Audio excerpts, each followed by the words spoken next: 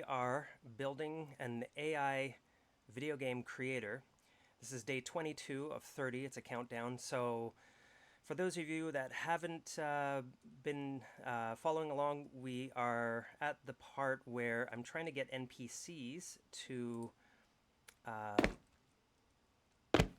basically talk. I was trying to get 5 things done, and I was trying to get it done in 1 or 2 days, and it ended up being not just a 2 or 3 day job, but actually more like a 7-day job. So I'm still right in the middle.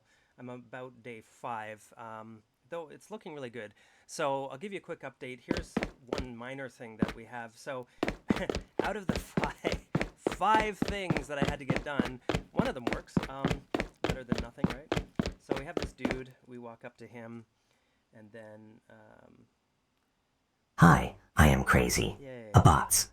Ask some questions first, to know each other better. So he chats with us, which is great. And then if we say, so I'm just going to review some of the stuff that I did last time. So, oops, where are we here?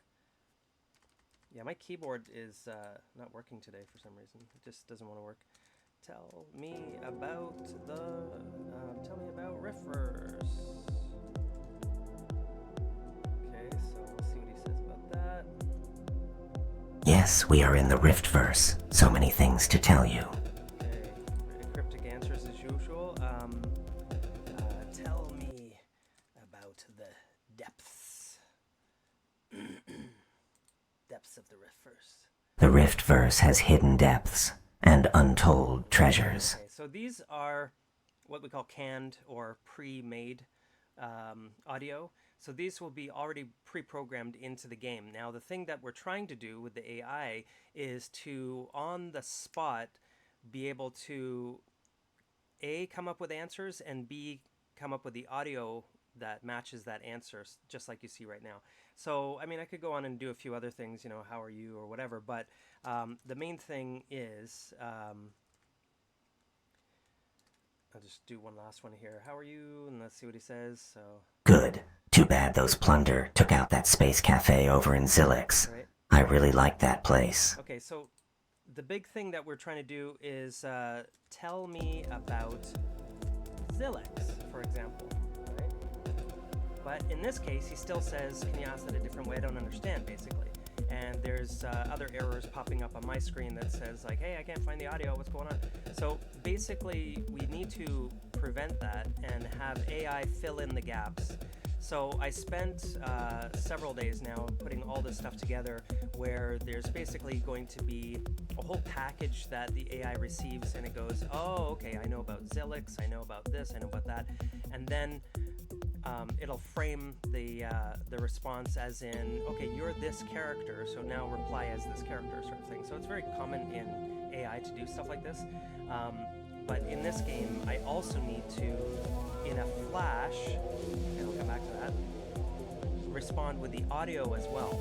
So what I need to do is, first of all, have this extended chatter thing happening, where at least the text comes in. We're going to do something where we include the mood, and that actually is what the other part was that took me so much time. If you are not a fellow bot, he's not going to be so friendly. He's going to be like, why should I tell you? Why would you care? You know, he's going to have answers like that, and I actually did a test already, and it does that. It looks really good. He's like, why would I even care to tell you about this? You know, kind of thing. And meanwhile, he's supposed to be a really nice guy. However, in the context of you're, say, like an enemy, or you're someone that's not really aligned with his drifts or his faction, then he's going to just be like, I don't know, why should I even bother talking to you?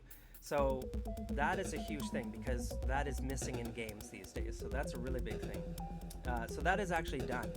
But the on the spot of doing that and making the audio is where I'm still in a bit of a jam, but I'm almost done. So it's really exciting. Another thing is that when we create a brand new planet, if you've seen some of the other previous videos, then you've seen me upload an image, a sketch, and then it created a planet based on that sketch, and all the terrain and all that is colored in the same style as that sketch, and basically using that sketch as an inspiration. So because of that, we also want to not just create a planet and not just a procedurally generated city, but we also want to procedurally generate all of the characters, and especially starting with the quest giver. So he would be a quest giver, and we could say, hey, like, is there any quests around here? And then, you know, you proceed from there.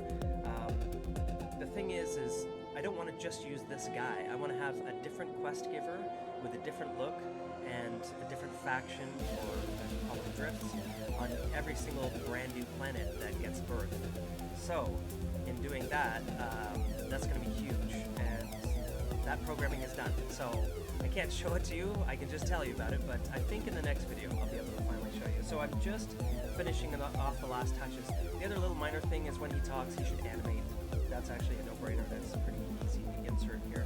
And when it's brand new text and brand new stuff that you're talking with the AI NPC, or Smart NPC as I call it, about, it should create audio on the fly. And that was the fifth sort of thing. And what we want to do is, what I'm working with right now is 11 Labs. They were gracious enough to give me an 11 Labs grant, and so what I was able to do was, with all of the access to their various tools, use something called Flash 2.5, which is currently their newest tech, and I was able to get it to send the text, and then it's got to send back the audio. So I'm just in the middle of finishing that stuff off, where it's got to send back the audio lightning fast, and that is the trick with games. It's got to not have a lag, or at least not a substantial latency lag effect, and so that's what I'm working with right now. So the ideal is by next session, or at least by day 20, if not by day 21, we should have all of these things working. So I'm really excited to tell you about that stuff, but I'd rather show it to you than tell you.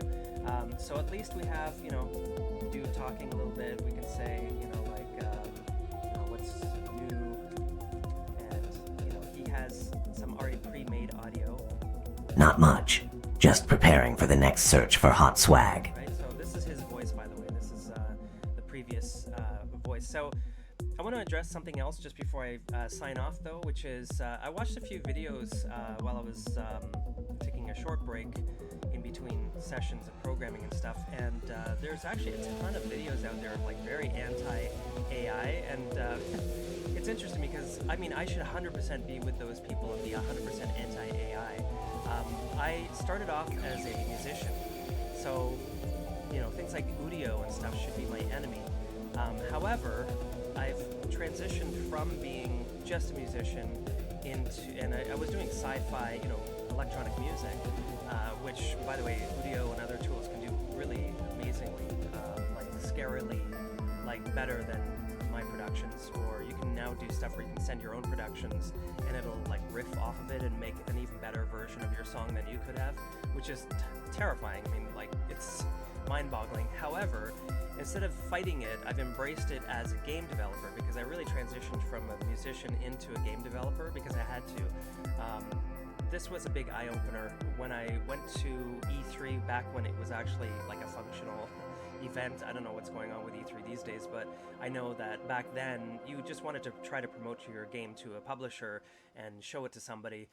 So I was way back in the olden days, I was doing that. Just turn off this background music. So the really crazy thing was I had bands like the Rolling Stones, Kiss, and some other bands coming up to me, I mean, not the actual members, but the representatives of those bands, and saying, could you please put this music into your game? And I'm like, I'm actually looking for a publisher who will take my game music and put it into other games, so no thanks, like, what the heck?